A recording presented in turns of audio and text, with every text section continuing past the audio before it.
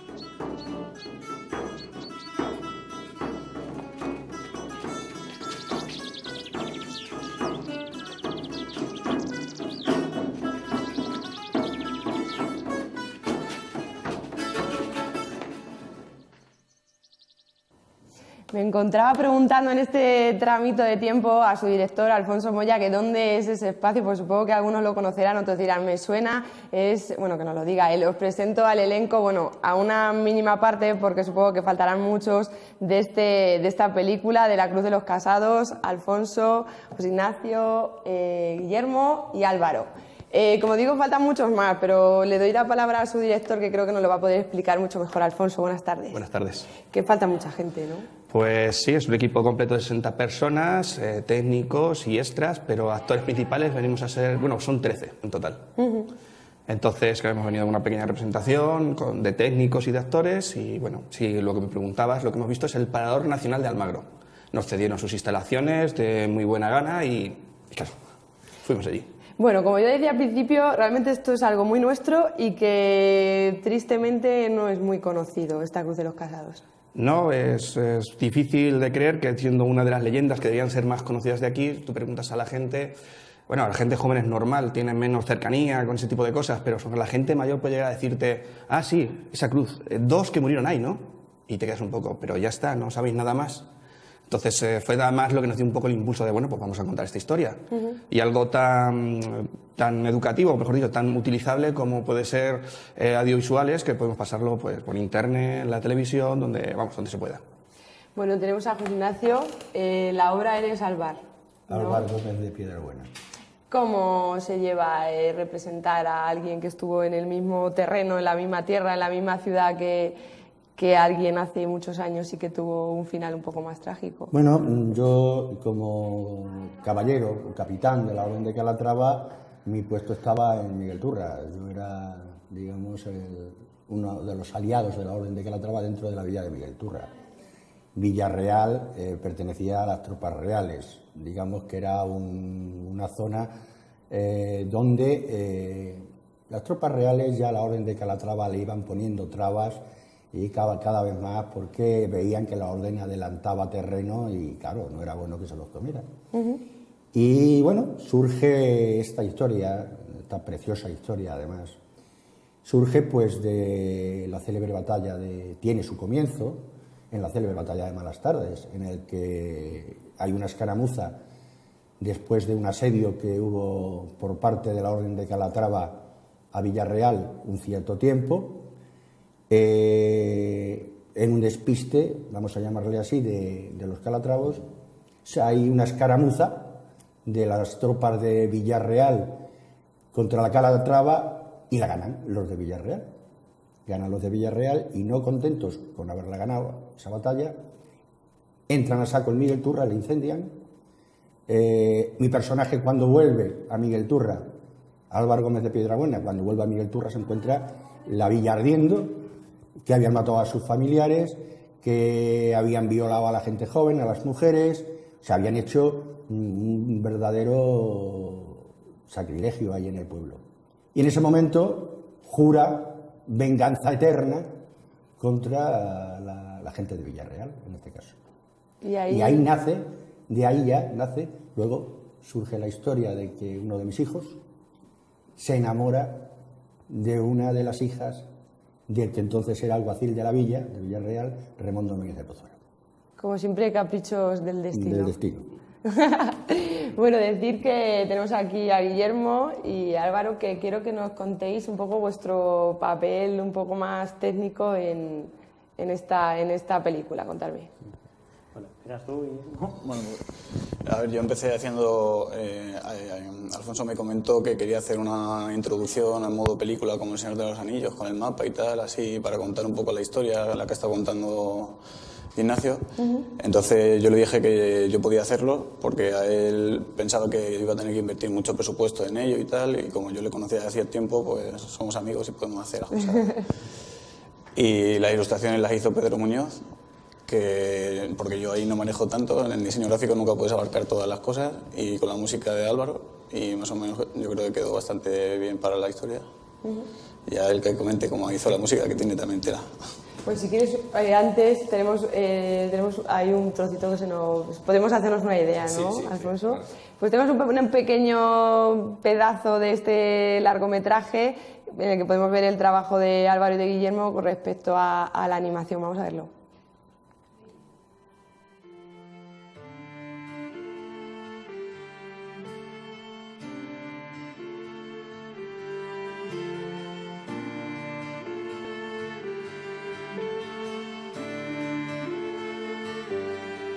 Por aquel entonces yo tan solo era un frailecillo. Y fue en el año del Señor de 1328 cuando los caballeros de la Orden de Calatrava, guardianes del sur de Castilla, cruzaron Sierra Morena en un intento más de conquistar el reino de Granada y dar por terminada la expulsión de los infieles. Pero aquel día la suerte no pareció sonreírles. Viendo el combate perdido y sin una salida menos peligrosa que huir, el maestre Garci López de Padilla plegó sus pendones y se retiró del combate. Su lugarteniente, codicioso del maestrazgo, acusó a Garci de cobarde y huyó con un grupo de sublevados hasta Villarreal.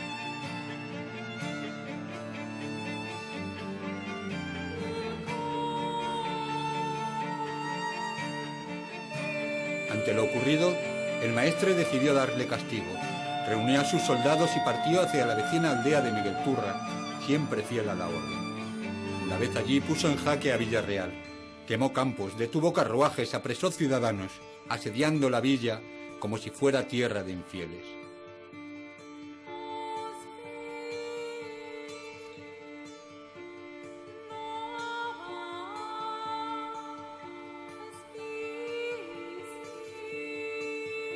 Fue el día más caluroso del verano, cuando desde Villarreal y para evitar nuevas incursiones, 50 caballeros salieron a hacerle frente.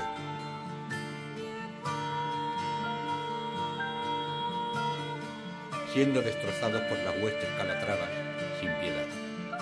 A la desesperada, las tropas de Villarreal cargaron por sorpresa contra los calatravos. Ambas huestes lucharon en el pago llamado de Malastardes. Los calatravos perdieron y el maestre cayó herido. pero pudo huir gracias a un caballero de Miguelturra conocido como Álvar Gómez de Piedrabuena. Sin embargo, la victoria no les pareció justo pago a las huestes de Villarreal.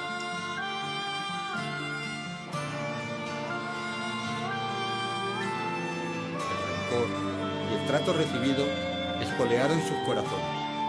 Remondo Núñez del Pozuelo, uno de los alguaciles de la ciudad, marchó contra Miguelturra, asaltando la aldea, saqueando y matando a mujeres, niños y ancianos, reduciéndola literalmente a cenizas.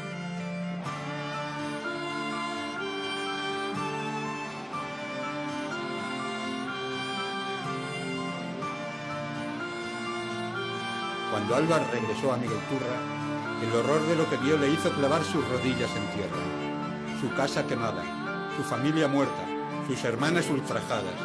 Fue entonces cuando juró que no descansaría hasta dar el mismo pago a aquel que había provocado tanto mal.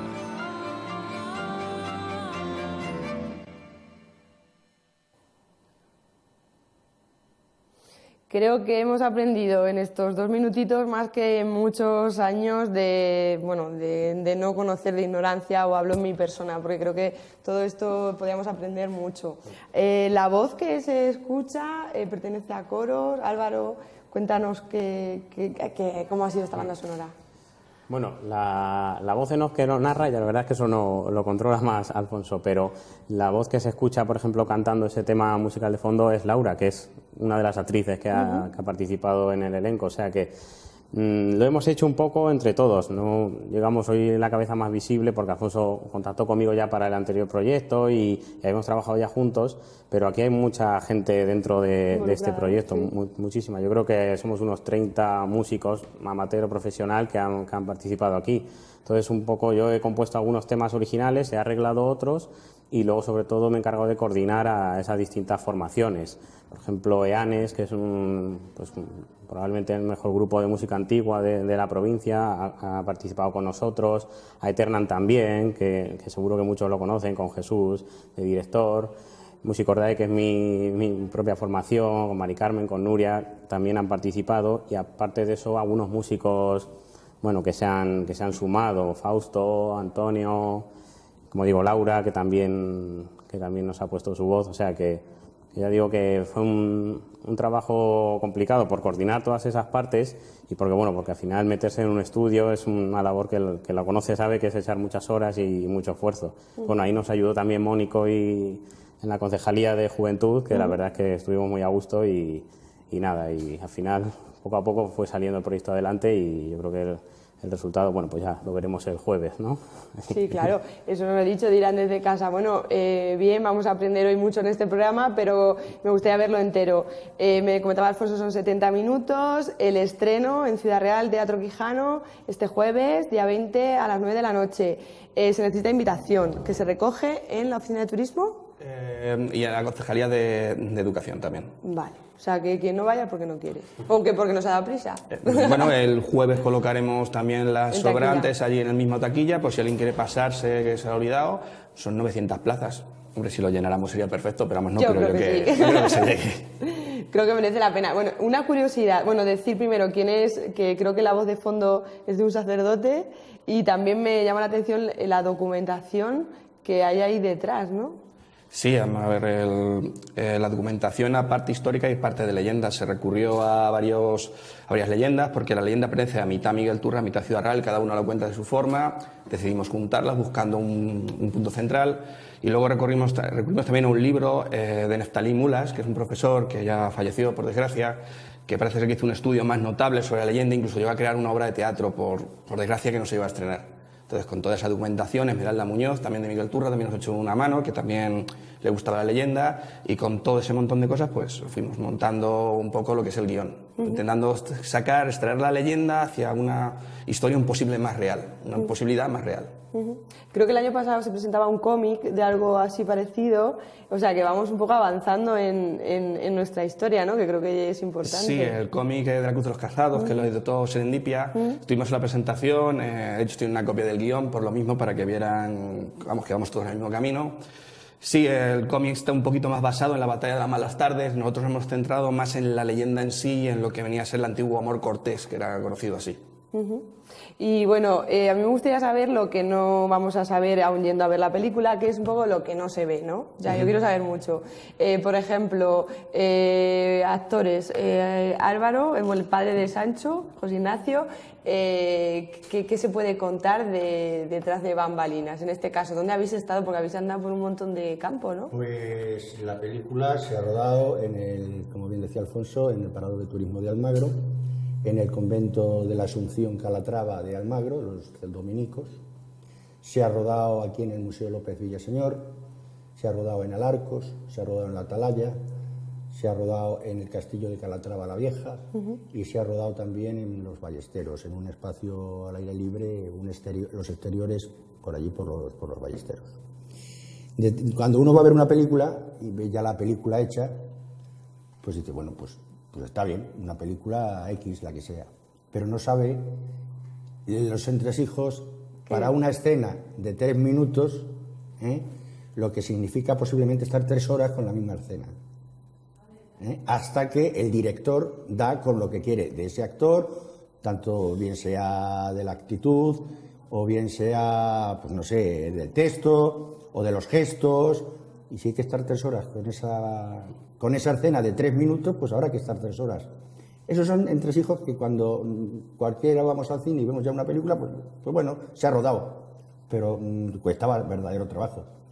También se ha dado la circunstancia, en lo que respecta, por ejemplo, a mi personaje, de tener que rodar en diciembre exteriores. Imagínate tú en un mes de diciembre en la Atalaya. ¿Pero porque era requisito que hiciera frío o porque tocó? No, era en exteriores y el requisito es que la leyenda está ambientada en agosto. Anda. Entonces, claro, no podíamos tampoco abrigarlos mucho ni dar esa sensación de que... Entonces, claro, era un corte, venga todo el mundo a echarse mantas, a echarse las bufandas, ahí por ahí fotos tenemos divertidas de los actores, a lo mejor con los chals de las chicas con las mantas echadas... Pero a ver, es que lo que había y era el momento para grabar, porque normalmente esas zonas de exteriores en verano suele haber mucha gente paseando para arriba y para abajo y había que ir buscando pues ambientar la Atalaya, que puede ser una zona, un coto de caza del siglo XIV, y es que, claro, pues tiene esas dificultades. O sea, que esas son las cosillas que estaría muy bien saberlas, ¿no? Porque como que se valora un poco todo quizá más. Sí, bueno, y el trabajo en sí, yo alabo sus trabajos, porque quizás a mí yo con lo que más me quedo fue que la primera vez que grabamos en Alarcos, nuestra directora de vestuario, Gemma Hernández, pues estaba embarazada y no pudo venirse. Y entonces, claro, nosotros entre todos nos vestimos y ayudamos, pero ella era la que conocía cómo iba toda la ropa. Después de 8 horas de grabación, nos fuimos todos muy contentos, montamos la grabación y se la mostré a ella. Cuando la mostré a ella me dijo, Alfonso, me encanta, pero el tocado lo lleva al revés y se nota mucho. Y digo, no me digas, y dice sí, y claro, ya te dabas cuenta, entonces tuvimos que volver a pedir permiso para el arco, volver a grabar, y esta vez solo porque el tocado de la actriz iba al revés, pero claro, es lo que tiene, si queremos ser un poco rigurosos había que acercarse a eso. Pero bueno, cosas así, muchas, pero es lo que le da vida a la película en sí. Y bueno, y a nivel más técnico, ¿tenéis alguna anécdota o algo que os gustaría que supiera la gente que no va a ver? En plan, coordinar a gente tan distinta en el ámbito musical, ¿eso cómo se hace? Bueno, sobre todo fue muy curioso el caso de Eternam, por ejemplo, que son un coro de niños, de unos 15 niños, que bueno, que la verdad es que lo hacen muy bien para la edad que tiene y demás, pero claro, imagínate tenerlos a 3 horas de pie derecho Pobrecito. en un estudio sin poderse mover, ahora callados, ahora silencio, vamos a repetir esto una y otra vez. Pero bueno, la verdad es que lo aguantaron como auténticos profesionales. Y yo creo que tu trabajo es más de estudio, ¿no? Sí, es más trabajarlo en casa, como quien dice, pero aún así, por ejemplo, al principio, a mí me gusta mucho la historia también y me di cuenta de que en una de las ilustraciones estaba la Cruz de Calatrava, la versión roja, que fue más tardía que en la que está basada la historia esta, que entonces era negra. Entonces se lo comenté a Alfonso para ver si te llevaba razón o no, porque yo siempre me gusta asegurar las cosas antes de hacerlas, y ya entonces vimos que sí que había que cambiarla y tal, pero bueno, para que todo estuviera acorde, como él dice. Ahí está la confianza, ¿no? Y claro. Me dije, tú cambia o tienes que cambiar, que yo sé que si tú lo has estudiado es que es así. Pero bueno, a ver, es que el diseño de la animación fue en agosto, así, sentados en una mesa con Pedro Muñoz, con un boli y un lapicero. Mira, quiero que vaya por aquí, así, con el móvil enseñándole vídeos de internet. Mira, así, no quiero ni esta calidad ni esta. Y él hizo las ilustraciones y claro, luego fue la animación. Entonces claro, tuve las ilustraciones están muy bien, luego le pasé la animación y claro, el que hace recreaciones históricas enseguida me llamó, dice Alfonso, la Cruz Roja, que a mí me da igual, dice, pero que lo suyo es que si queréis que estén bien ambientadas, igual que lo del tocado, pues si hay que cambiar todas las ilustraciones se cambia todo. Y se hizo. Se hizo así. Y en cuanto a la historia, José Ignacio, ¿cómo te metes en ese papel? Porque tú debes de estar enfadado casi toda la obra, ¿no? Porque tu hijo, no había otra que esta muchacha. Yo que había hecho juramento eterno contra esta familia, pues cuando yo me entero que mi hijo se ha enamorado de la hija de mi mayor enemigo, que era el alguacil de Miguel Turra, a mí, pues no sé, el fraile que me lo comunicó en aquel momento que estaba cazando, pues porque la ballesta la tiré con mal humor.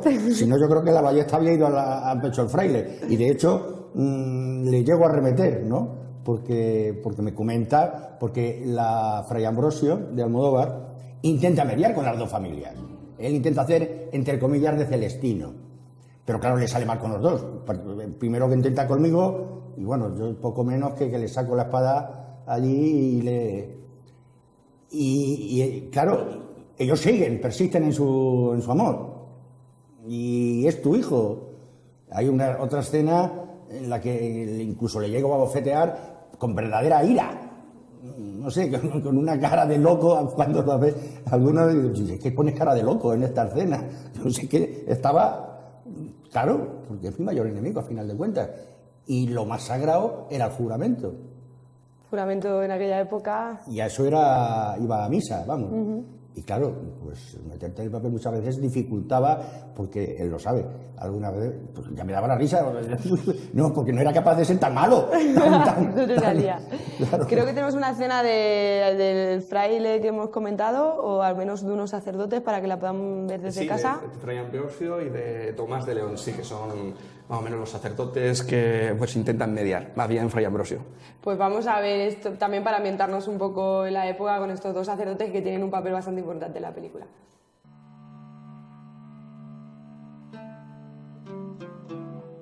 Santa María, estrelado día,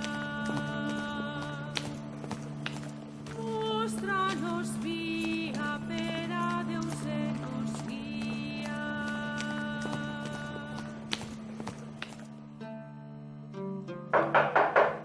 Padre Ambrosio, ¿pedís vuestro permiso? Sin duda que debe ser algo muy importante lo que tienes que contarme. Porque se ha escuchado medio convento, hermano Tomás. Y bien, ¿por qué no me explicáis a qué tanta premura? Pero doña Hilaria, otra vez si no me endrugo de pan que llevarse la boca.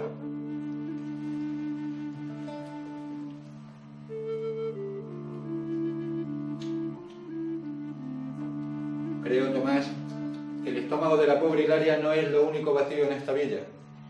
Entonces, ¿la mando a casa? No, por Dios. Probemos en las cocinas a ver si allí hay más suerte.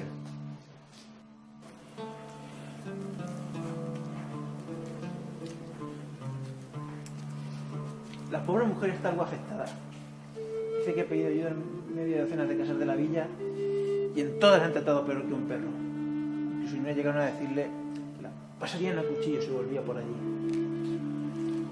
Hilaria es vecina de Miguel Turra, ¿verdad? Sí, Miguel está apenas a media legua de la villa. Es prácticamente aquí al lado.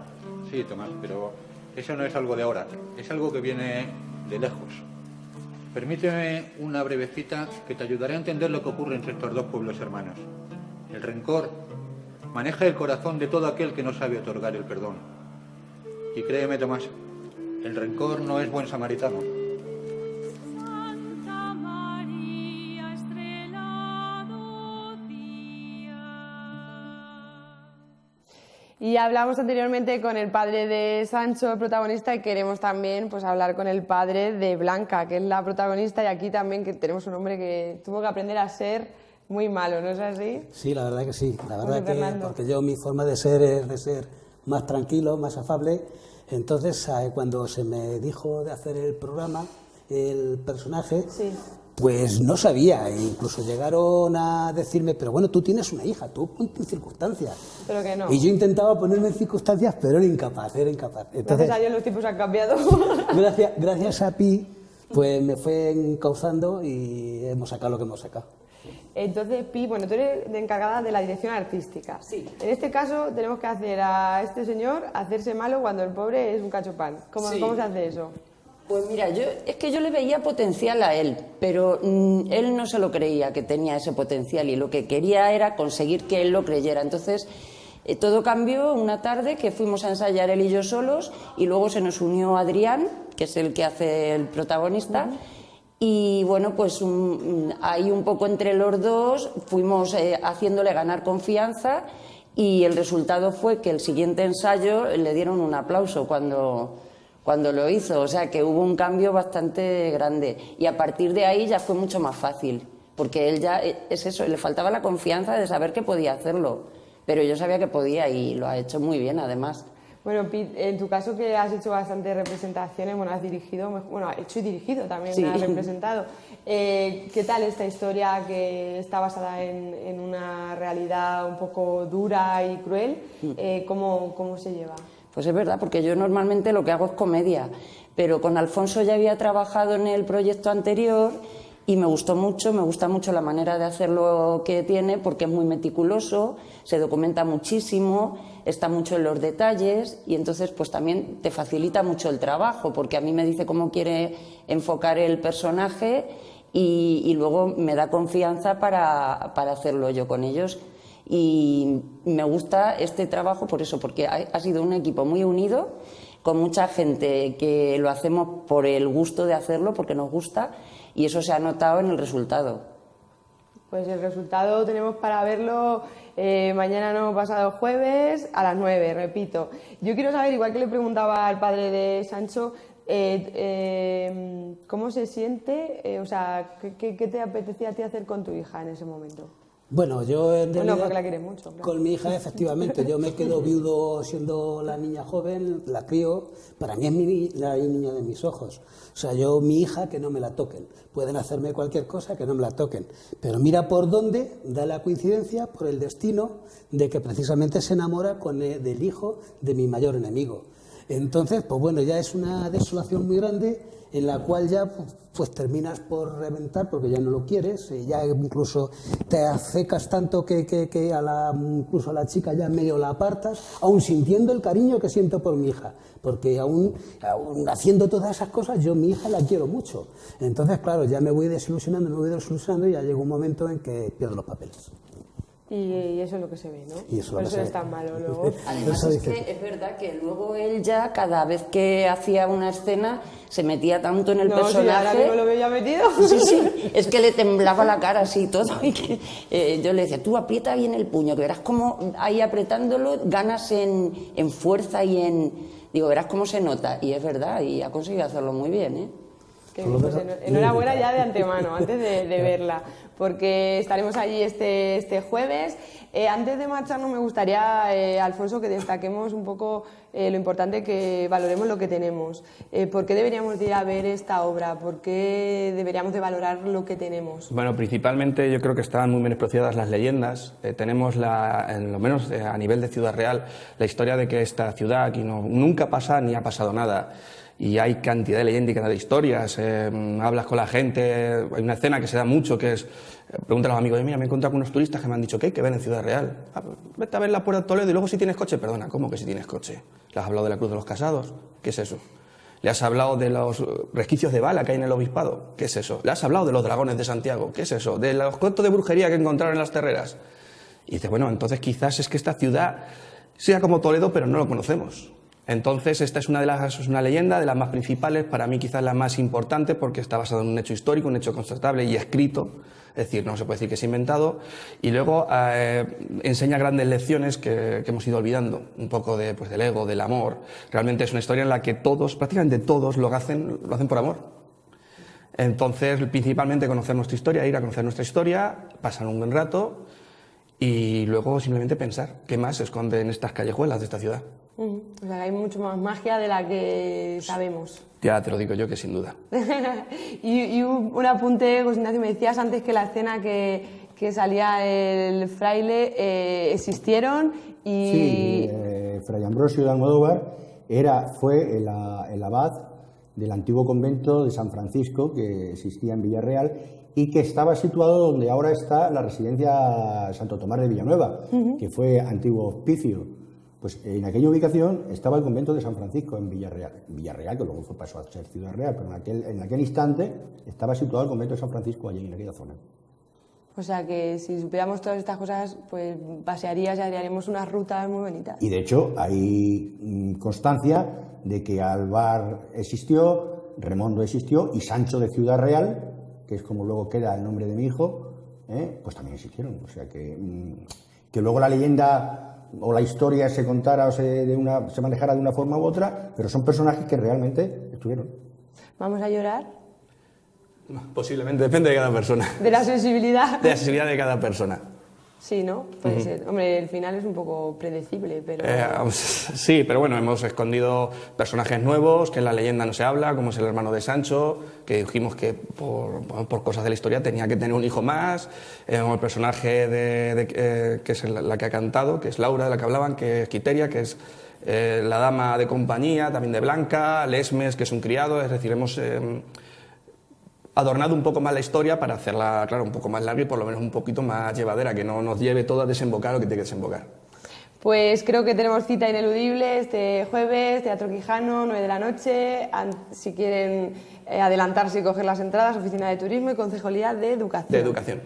Y bueno, y sobre todo valorar el trabajo de estas personas que son todos ciudadraleños o Miguel Turreños, algunos seguro, porque hace falta, claro. Yo soy Miguel Turreño. Mira, más cerca. Y bueno, y a ustedes decirles que en un trocito de tiempo volvemos, así que les esperamos.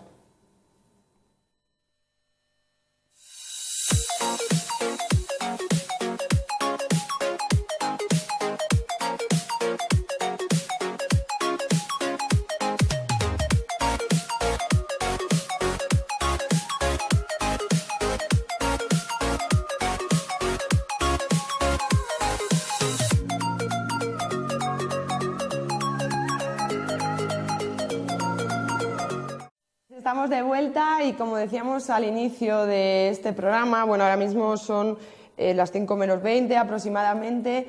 Mañana se celebra el Día Mundial contra el Cáncer de Mama y desde esta casa, desde IMAX Televisión, queremos hablar un poco de esta realidad y poner nuestro granito de arena en la medida de lo que nos sea posible. Decirles, antes de nada, que mañana a las 10 de la noche tendremos una entrevista con Teresa Espinosa, la presidenta de AMUMA, pero queremos abarcar todos los aspectos de este cáncer y todo el tema, todo el mundo asociativo que tanto ayudan a las mujeres en este caso. Tenemos aquí hoy el privilegio de tener al presidente de la Asociación Española contra el Cáncer en Ciudad Real, Félix Peinado. Buenas tardes. Buenas tardes. Y le agradezco su presencia, que sé que estáis muy ajetreados. Gracias a vosotros por invitarnos. Decíamos que hoy tenemos que hablar de una realidad un poco triste, pero que es lo que hay. 1 de cada 8 mujeres padece cáncer de mama. Sí. Desde la asociación, ¿cómo trabajáis? Bueno, nosotros no trabajamos de manera diferente para un cáncer o para el otro, porque realmente cuando hay un diagnóstico de cáncer, eso cambia una familia. Cambia una familia, cambia todo un entorno. No cambia solo al paciente, cambia a la familia, los amigos, todos.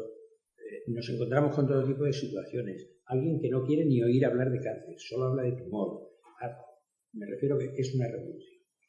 En el caso de las mujeres, y específicamente por el cáncer de mama, pues enseguida pensamos en una mastectomía, en una mutilación del cuerpo, en lo que hace que sea más horrible aún, ¿no? Entonces, eso lógicamente desbarata muchas previsiones, mucho lo que estábamos pensando que íbamos a hacer, se cambia, se trastoca, se modifica. Nosotros tratamos de ayudar desde el primer momento.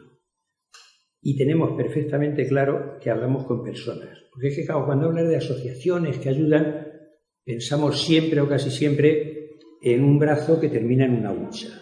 Pero somos absolutamente conscientes de que ese brazo que termina en una hucha tiene un corazón fundamentalmente y tiene corazón también para eso.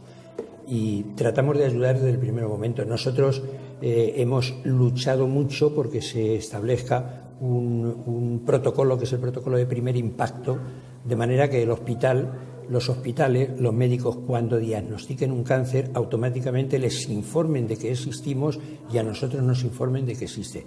Si luego no necesitan nuestros servicios, pues encantar de la vida, ¿no? Pero que cuenten con ello. Que cuenten con ello y que sepan que estamos ahí. Empezamos desde antes de eso, empezamos por dar información. Procuramos dar muchas charlas informativas, muchas charlas preventivas.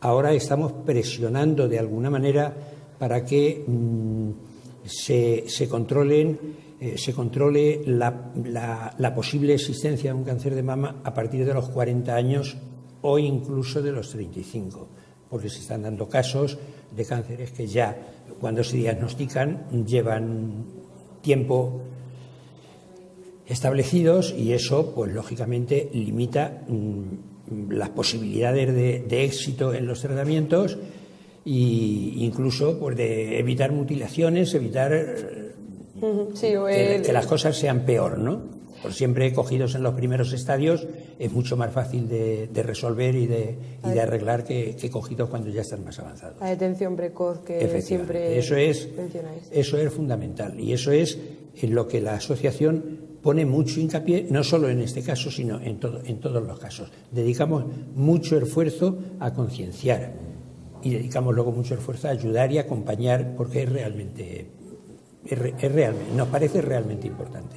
Quizá el momento más duro, como nos mencionabas, es el recibir esa noticia. Desde la propia asociación, ¿contáis con algún servicio psicológico de ayuda Sí, al paciente? contamos con servicios psicológicos, contamos con asistentes sociales, contamos con médicos. Hay un teléfono que es muy bueno recordar que es un teléfono de llamada gratuita que es 900-100-036, que es Infocáncer, pero donde no hay solo una persona más o menos agradable que te coge el recado, no, hay médicos, hay psicólogos, para tratar de resolver preguntas, dudas, porque eso ocurre mucho. Cuando a alguien le dicen cáncer, a partir de ese diagnóstico, todo lo demás se olvida. Cuando salen de la consulta del médico, incluso yendo dos personas, ¿y qué ha dicho? No, yo he entendido, no, yo creo, ¿y qué? O sea, se produce porque es lógico, porque bloqueos, te acaban de dar, efectivamente, te acaban de dar una noticia como para bloquearte. Entonces, nosotros estamos en esto. Nuestros servicios médicos jamás van a contrastar el diagnóstico que ha dado el médico. El médico ha dado un diagnóstico y para nosotros es válido. Además, porque sería ridículo no hacerlo porque no tenemos elementos de juicio. O sea, vamos a coincidir. Lo que ocurre es que de alguna manera vamos a intentar ampliar lo que el médico seguramente le dijo al paciente y el paciente en aquel momento no estaba en condiciones de entender. Eso, pues dicho así simplemente, parece que no tiene importancia, pero tiene realmente mucha importancia. ¿Por qué? Porque el diagnóstico de cáncer produce mucha angustia, produce mucho desconcierto. ¿Y qué va a ser? ¿Y qué va a hacer? Además te han dado un montón de papeles, tienes que hacerte una no sé qué y un no sé qué y todo eso. Y entonces conviene que alguien que sabe efectivamente y que tiene experiencia en eso te diga, mira, esto es para esta cosa, esto es para tratar de determinar qué tipo es, esto es para tratar de... Y en función de esto vamos a ver... O sea, vamos a tratar de tranquilizar, vamos a tratar de serenar sin crear falsas expectativas y sin discutir en absoluto lo que ha dicho el médico. Pero solamente eso es ya difícil. Es muy importante. O sea, eso tranquiliza mucho para que cuando vayas la siguiente vez a tu médico tengas preparadas preguntas que no se te habían ocurrido. Ayudar. La sede física de la Asociación Española contra el Cáncer en Ciudad Real se encuentra en la calle Olivo. Que también pueden ir allí a visitaros. Por supuesto. Y a mí me gustaría saber cuál es la principal preocupación, incertidumbre, cómo llegan las personas que acuden a vosotros a pediros ayuda o qué tipo de ayuda suele ser la más frecuente. Mira, fíjate que en ocasiones, cuando han preguntado por la psicóloga, si la psicóloga en ese momento no estaba o no ha podido atender, se han ido muy contentos solamente con haber hablado con alguien. O sea, fíjate que es una situación, de verdad es una situación casi límite, es una situación muy difícil. Necesita que alguien les escuche, que alguien a quien le cuentes te entienda, sepa de qué estás hablando y, por supuesto, nadie que no esté cualificado va a dar ningún tipo de consejo ni va a hacer... Pero que en ocasiones simplemente con abrir los oídos y escuchar a quien te habla Nosotros recibimos, por supuesto, a todo el mundo. A nadie preguntamos si es socio, si contribuye, si colabora, en absoluto. Si ha visto una hucha del cáncer y se ha ido por la calle de al lado para evitarla, ese no es nuestro problema. Nosotros tenemos perfectamente divididos nuestras dos situaciones. Una es la de pedir para poder dar y otra es la de dar sin saber quién nos lo ha dado. O sea, eso es absolutamente anónimo. Esa es como la filosofía de la asociación. Estamos tratando de mejorar el servicio porque estamos tratando de conseguir un local más adecuado que el que tenemos en este momento, en la misma calle y muy cerquita, pero estamos tratando eso. Estamos tratando de mejorar lo que podemos ofrecer a las pacientes, concretamente en este caso de cáncer de mama, porque estamos tratando con una clínica importante de Madrid establecer un sistema para poner en funcionamiento el masaje linfático, que es necesario o conveniente, si no en todos los casos, en muchos de ellos, y estamos preocupándonos de todas esas cosas. Bueno, Félix, para ir finalizando, mañana es un día lamentablemente intenso, pero es una forma de reivindicar una realidad.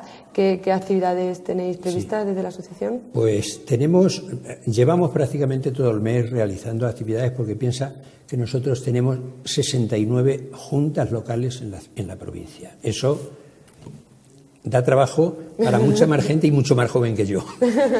Da mucho y todos están realizando labores, están realizando charlas divulgativas, están colgando lazos, como decía antes, estamos dando, mañana tenemos un concierto de Rus Lorenzo en Manzanares, precisamente a beneficio de la asociación y específicamente por el cáncer de mama. Y ya tiene una canción específica que ha creado para eso. Tenemos una charla en Poblete por el doctor Espinosa, oncólogo del hospital de aquí, jefe del servicio de oncología, en fin. Variado. Tendría que sacar la agenda y explicarte otras muchas cosas que hay, y cito no las que sean más importantes, sino quizás las más relevantes por razones de quienes intervienen o quienes lo hacen, porque para nosotros todas son igual de importantes, de verdad. Pues, Félix, yo me quedo con el teléfono que has mencionado, 900 100 036. 036, gratuito, que pueden llamar y resolver cualquier tipo de duda. Eso, ¿no? Es Infocáncer, y eso es muy conveniente tenerlo presente, porque cuando no sabe uno a quién acudir, siempre es bueno que alguien te escuche y alguien te pueda dar una información que tiene mucho que ver con lo que tú has oído y que te va a poder encaminar a eso. Luego vendrán otras cosas, luego vendrán psicólogos, vendrá todo lo que sea, pero de momento lo que necesitas es que alguien te escuche y te entienda. Muy bien. Eso nos parece fundamental. Claro. Pues Félix, muchas gracias por tenerte aquí esta tarde. Y bueno, vamos a pasar, seguimos en esta temática, pero no sé si han oído hablar de algo que siempre ha existido, pero igual cada vez más. No sabemos si por la incidencia de casos o por un poco la solidaridad de las personas. Es la donación de pelo para las personas que pierden por los tratamientos, el cuero cabelludo, el cabello, algo tan importante para las personas y quizás aún más para las mujeres. Vamos a ver este pequeño vídeo para que nos animemos a, si nos vamos a cortar el pelo, pues que podamos donarlo.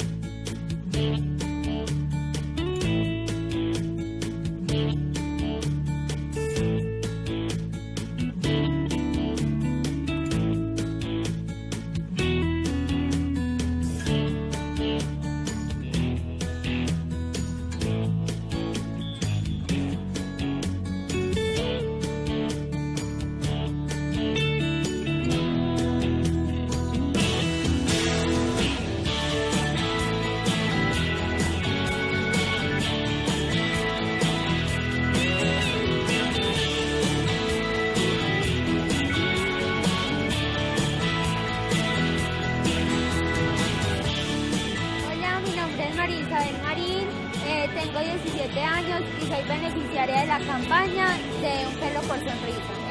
gustaría que todos donaran el cabello porque para la gente que tiene la enfermedad del cáncer es muy difícil, porque cuando uno tiene esta enfermedad se siente solo, y cuando donan el cabello es muy importante porque para nosotras las mujeres es como la feminidad de uno, y pues uno siente todo con el pelo y es rico saber que la gente también quiere darle a uno alegría donando el cabello.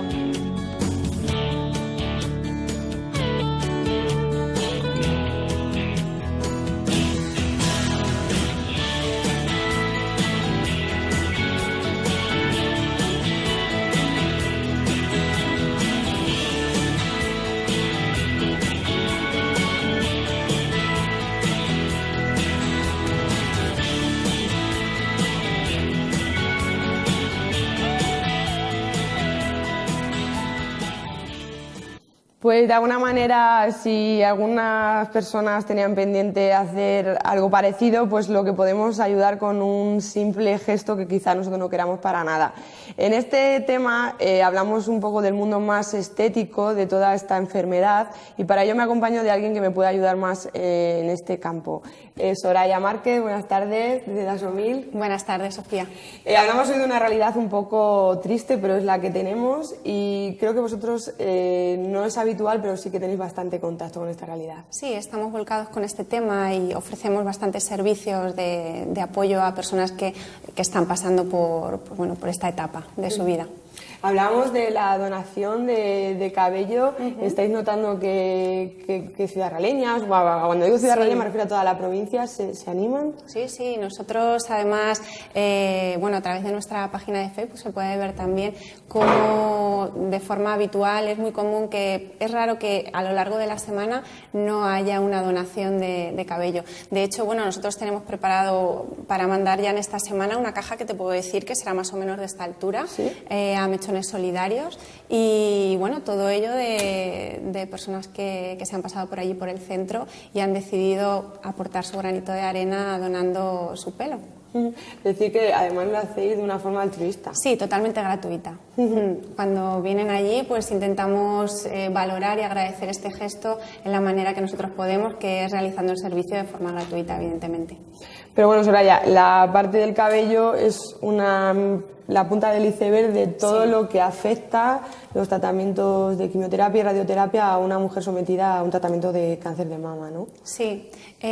Nosotros, un poco por nuestra experiencia en este sector, lo que hemos estado viendo durante todo este tiempo es que quizá una de las alteraciones aunque evidentemente puede tener, de nuevo, que es algo temporal, pero una de las alteraciones que más suele afectar, sobre todo al inicio, es la caída o la pérdida del cabello, o bien de forma parcial o bien de forma absoluta.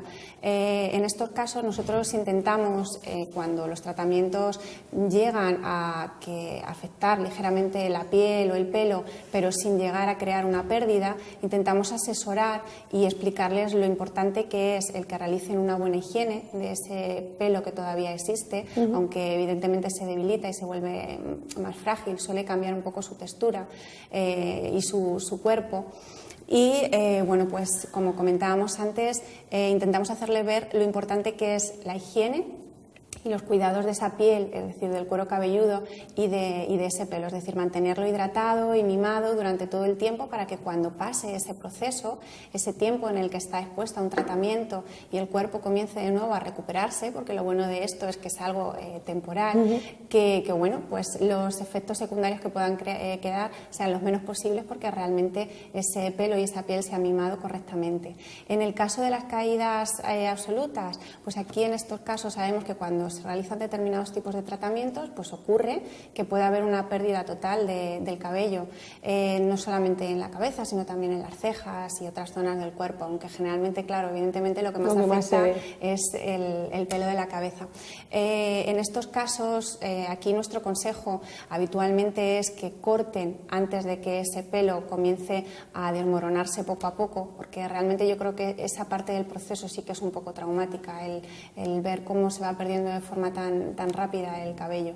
Ahí nuestro consejo es siempre cortar, lo primero, y a partir de ahí, pues bueno, según los gustos, los objetivos de cada uno, el ir planteándose el cómo retomar un poco de nuevo esa etapa.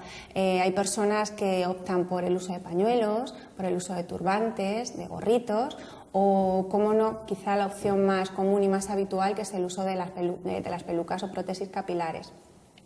En estos casos, aquí nuestra labor es intentar hacer un buen diagnóstico, un asesoramiento, hacer un estudio de la imagen que tiene el cliente en ese momento, y aquí nos encontramos con dos vertientes de personas que en ocasiones intentan buscar la estética lo más parecido a lo que se encuentran en ese momento, y por qué no también nos encontramos con valientes que ven esa oportunidad como para poder encontrar a lo mejor una estética diferente que hasta el momento no se habían atrevido a conseguir.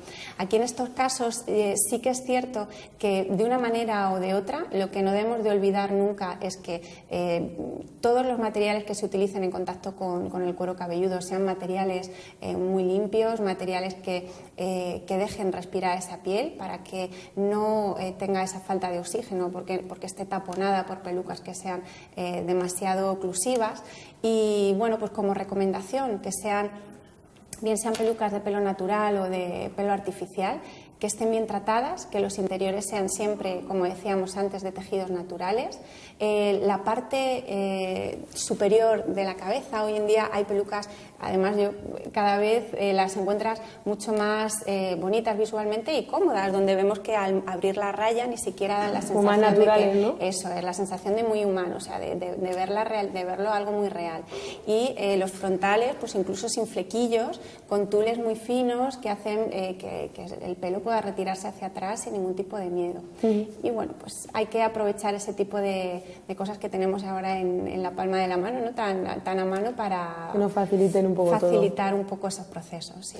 Hablamos del pelo y la cara, pero tenemos, creo que, algún tratamiento puntero de cara, focalizando más en lo que es la zona afectada, el pecho de la mujer. Sí, evidentemente las uñas, la piel y el cabello sufren, pero sí que es cierto, y todo tiene sus tratamientos, y basándonos un poco en lo que comentábamos antes, al final la hidratación y la regeneración de los tejidos y es un poco lo base, porque en realidad se trata de mimar un poquito esa piel, esas uñas o ese cabello para que cuando todo el proceso pase todo pueda recuperarse y volver a la normalidad con más facilidad. Pero sí que es cierto que hoy en día hay terapias y técnicas muy punteras, como es la micropigmentación, que hoy en día ha evolucionado mucho en este sector. Y aquí, cuando hablamos de la micropigmentación, que en realidad lo que se trata es nada más que la implantación de pigmentos dentro de las capas de la epidermis, es decir, algo muy parecido a lo que podemos escuchar como tatuaje. Digo muy parecido porque no es la misma técnica, pero sí que tiene algo, o sea, sí que tienen que ver un poco en su finalidad, que es el dejar un pigmento ahí a través de la piel.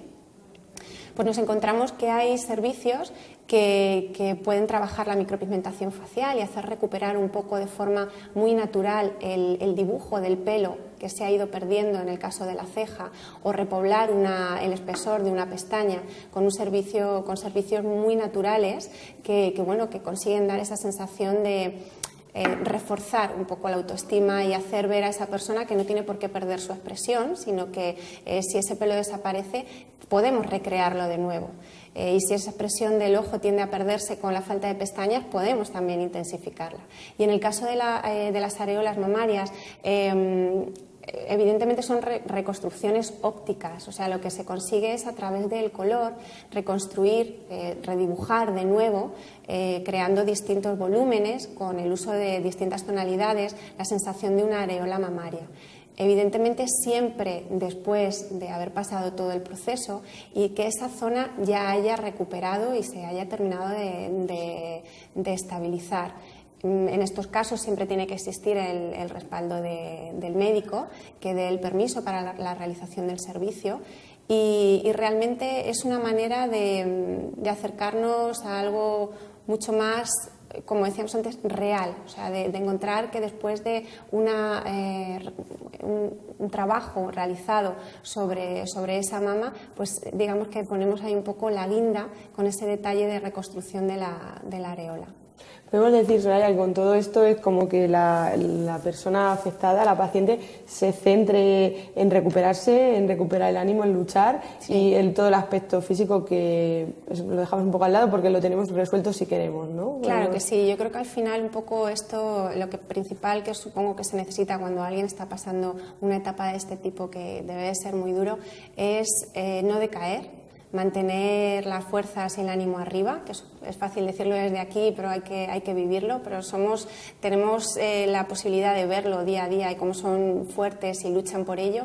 Y yo puedo decir desde la parte que a mí me corresponde, la parte de la estética, que aunque realmente pueda resultar un poco frívolo, comparándolo con la crueldad un poco de este tipo de tratamientos, que en realidad el sentirnos bien por fuera nos ayuda a sentirnos bien por dentro, y el que una persona que esté pasando un determinado tratamiento y una determinada época de su vida en la que físicamente puedes encontrarte diferente, el que tú sigas sintiéndote guapo evidentemente te va a ayudar a que te sientas más fuerte para poder solucionar y superar cualquier tipo de problema.